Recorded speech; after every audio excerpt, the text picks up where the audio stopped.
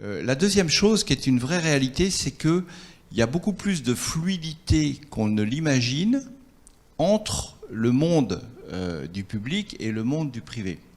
Alors là aussi, je suis bien placé pour savoir que ça n'est pas simple, ça pose tout un tas de questions, que ce n'est pas si fréquent, mais quand même il y en a. Dans une enquête qu'on a faite l'année dernière, qu'on n'a jamais publiée d'ailleurs, donc ce que je vais vous montrer est un scoop d'une certaine façon. On a demandé à des cadres, un panel représentatif de cadres du secteur privé, est-ce que vous avez déjà travaillé comme contractuel dans le public ? Et si l'occasion se présentait, est-ce que vous seriez intéressé pour y travailler ? Et donc, alors c'est là qu'il y a une petite zapette, je ne sais pas si ça va marcher. Alors oui, ça a l'air. Oui, voilà, c'est ça. C'est ça. On demandait à un échantillon représentatif de cadres du privé, est-ce que vous travailleriez sur un poste de contractuel dans le public ? Pourriez-vous envisager ? Donc c'est un peu hypothétique. Mais ce qui est intéressant, c'est la réponse. La moitié, un peu plus de la moitié, disent bah oui, pourquoi pas. Voire même pour certains, ils seraient tout à fait prêts à le faire. Pourquoi ? Parce que quand on les a interrogés, alors je ne sais pas si le slide y est aussi ou pas, non, il n'y est pas, mais 20% des cadres du privé ont travaillé à un moment donné, souvent au début de leur vie professionnelle, comme contractuels du public. 20%, c'est 1 sur 5. C'est quand même pas du tout négligeable.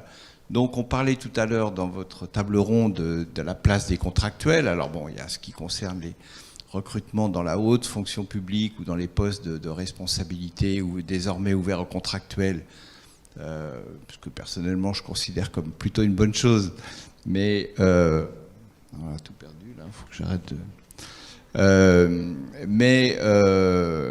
voilà, c'est pas forcément la même chose, mais il y a plus de fluidité que l'on imagine. Il y a des opportunités d'embauche dans le public qui peuvent intéresser des cadres en reconversion professionnelle dans le privé, et inversement, il peut y avoir un vrai intérêt ou une vraie démarche pour aller vers des missions publiques. Et alors, ce que je voulais vous montrer également, toujours issu de cette même enquête, c'est on demande sur toute une série d'items à des cadres du secteur privé par rapport aux éléments suivants. Est-ce que c'est un atout ou est-ce que c'est un frein par rapport à l'envie que vous auriez d'aller travailler dans le public ?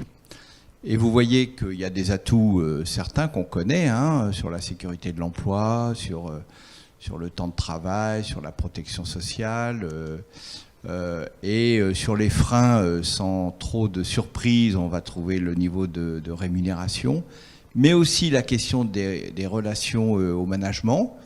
Donc tout ça, ça repose sur des représentations en réalité, parce que quand on affine un peu le questionnaire et qu'on différencie entre ceux qui ont eu une expérience dans le champ public et ceux qui ne l'ont pas, qui donc se représentent les choses à travers ce qu'ils peuvent connaître, plus ou moins bien et souvent pas forcément bien, on voit bien qu'il y a des perceptions plus positives chez ceux qui ont déjà exercé dans la partie publique.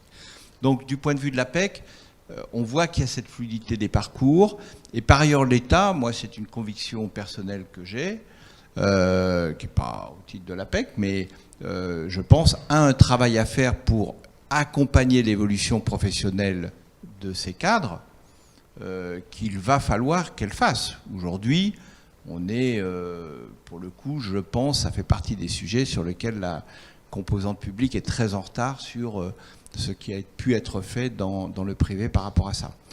Et la question qui va se poser, moi ça m'est arrivé d'en échanger avec la ministre en charge de ce sujet, la question qui va se poser en termes de management de la fonction publique dans les années à venir, c'est de savoir qui le fait.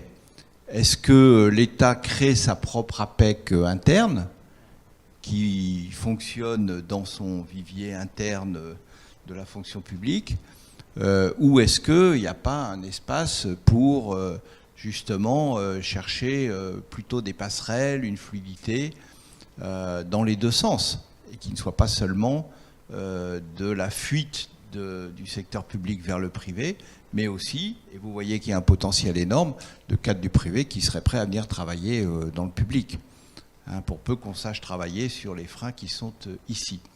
Donc voilà, je pense qu'il y a des sujets qui se poseront, et parce qu'on est conscient dans la gouvernance de l'APEC que ces sujets peuvent se poser, même s'il y a beaucoup de prudence évidemment, notamment sur la question du financement et la question de la gouvernance aussi, on a inscrit dans le mandat de service public nouveau qu'on vient de signer le principe d'une expérimentation en posant juste une condition, c'est qu'il faut que le financement de cette expérimentation couvre au moins les coûts additionnels qui pourraient en résulter pour l'APEC. Donc nous, on est prêts à l'APEC à faire de l'accompagnement de cadres du privé, mais aussi potentiellement du public, pour peu qu'on ait trouvé la solution de financement qui va bien. Et pour moi, ce serait évidemment beaucoup plus, à titre personnel, hein, encore une fois, la gouvernance n'est pas prononcée, mais beaucoup plus intéressant de le faire dans un cadre unitaire que d'avoir l'APEC du privé et l'APEC du public